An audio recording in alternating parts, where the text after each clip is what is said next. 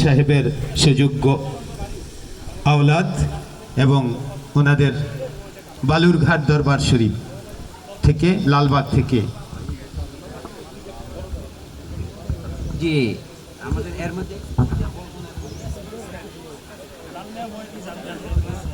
এর মধ্যে আমরা গোপনে গোপনে যারা ফর্ম ফিল আপ করেননি আমরা গোপনে গোপনে পিছনে আমি ফর্ম ফিল আপের কাজটা করব, মেহেরবানি করে আমাকে সাহায্য করবেন।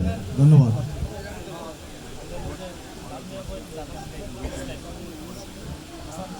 বিসমিল্লাহির রহমানির রহিম।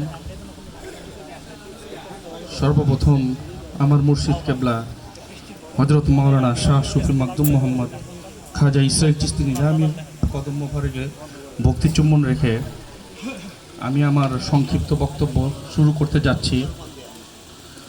সর্বপ্রথম আমি ধন্যবাদ জানাই বর্তমানে এখন আমরা যে পরিস্থিতিতে আছি, আমাদের যে এই আয়োজনটা করেছে আমার প্রাণপ্রিয় সজীব ভাই, ওনাকে সর্বপ্রথম ধন্যবাদ জানাই। তারপর গ্লোবাল সুফি অর্গানাইজেশনকে ধন্যবাদ জানাই, যাদের মাধ্যমে আমরা হাঁটি হাঁটি পা পা করে অনেক দূর পর্যন্ত আগাতে যাচ্ছি। তো সামনে আমরা আগাবো, আমাদের উদ্দেশ্যটা আপনারা সবাই অবগত আছেন। এখন আমরা এখানে কোনো ধর্মীয় আলোচনা করব না। এখানে ধর্মীয় আলোচনা করার জন্য অনেক লোক আছে, সবাই সারা রাত আলোচনা করতে পারে, এখানে সবাই সম্মানিত ব্যক্তি। তো আমাদের যে উদ্দেশ্যটা আছে সেটা হলো যে আমাদের যে ধর্মের গুরুরা, যাদের মাধ্যমে আমরা ধর্ম পেয়েছি, যাদের মাধ্যমে আমরা আমাদের তরিকা পেয়েছি, তাদেরকে যেভাবে হেয় প্রতিপন্ন করা হচ্ছে, তারা আমাদের জন্য যা কিছু করেছে আমরা তাদের জন্য কিছুই করতে পারিনি আজও পর্যন্ত। তো ওনারা, আমি মনে করি যে ওনারা আমাদের একটা সম্মুখে পরীক্ষা উপরে ফেলে দিয়েছে। পরীক্ষাটা হলো যে তাদের প্রেমিক কতটুকু আমরা হতে পেরেছি সেটা দেখার জন্য তারা এই পরিস্থিতির সৃষ্টি করেছে। আমি মনে করি যারা উলিয়া উলিয়াগণ আছে, তো আমরা এই পরীক্ষাতে বিজয় হতে চেষ্টা করব। তাদের পাশে আমরা সব সময় ছিলাম, আছি এবং থাকবো সবাই।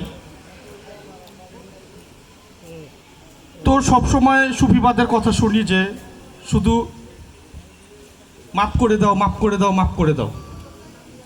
তো আমরা হচ্ছি মূলত হোসাইনি মুসলমান, আমরা ইয়েজিদি মুসলমান না।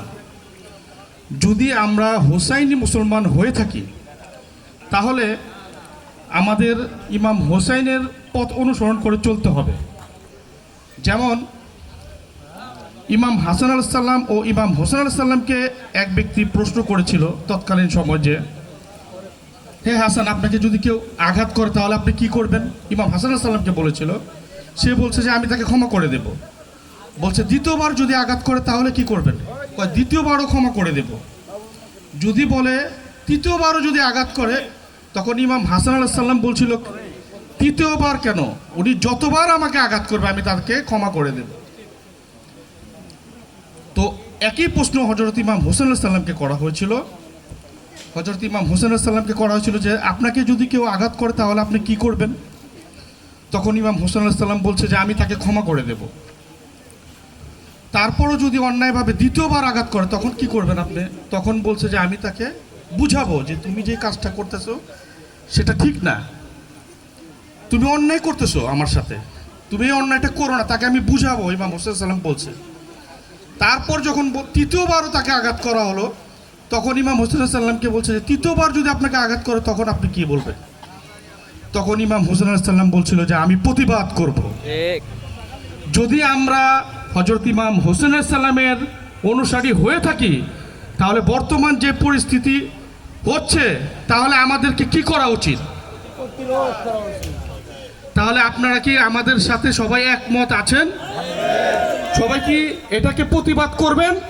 যদি আপনারা প্রতিবাদ করেন তাহলে আপনারা হযরত ইমাম হোসাইনি মুসলমান, আর যদি আপনারা প্রতিবাদ না করেন তাহলে আপনারা ইয়েজিদি মুসলমান হিসেবে গণ্য হবেন। এখানে অনেক পীর মাশায়েখগণ আছে, আলোচনা করলে অনেক সময় আলোচনা করা যায়, কিন্তু আলোচনা দীর্ঘায়িত করব না, আমি আমার এতটুকু আলোচনা দিয়ে আমি শেষ করছি। তবে আমি শুধু একটা কথা বলতে চাই, আমরা যে কোনো সিদ্ধান্ত নেই না কেন সেটা যেন অতি দ্রুত হয়, অনেক দ্রুত সেই সিদ্ধান্তগুলো হয়, যাতে তাদেরকে কোনো সময় না দেওয়া যায়, তারা যাতে কোনো সময় স্পেস না পায়, তাদেরকে যাতে কোনো সময় না দেওয়া হয়। আমাদের যেই কাজগুলো আমরা করব সেটা অতি তাড়াতাড়ি করতে চাই। আমার একটা আশা ছিল প্রথম থেকে যে আমরা একটা মহাসমাবেশ করব। তো আমাদের এই আশাটা যদি আপনারা সবাই একমত থাকেন তাহলে অবশ্যই আমাদের এই আশাটা পূরণ হবে, আমি আশা করি। তো আপনারা সবাই আমার সাথে একমত আছেন তো? আপনারা মহাসমাবেশ করার জন্য একমত আছেন তো? যাক, সবাই একমত আছে, তাহলে আমি আর আমার বক্তব্য দীর্ঘায়িত করে সময় নষ্ট করব না, এই বলে আমার বক্তব্য শেষ করলাম। সবাই পীর মাশায়েখ যারা এখানে উপস্থিত আছেন সবাইকে আমি সালাম জানাচ্ছি। আসসালামু আলাইকুম ওয়া রাহমাতুল্লাহি ওয়া বারাকাতুহু। দরদি কই দরদি।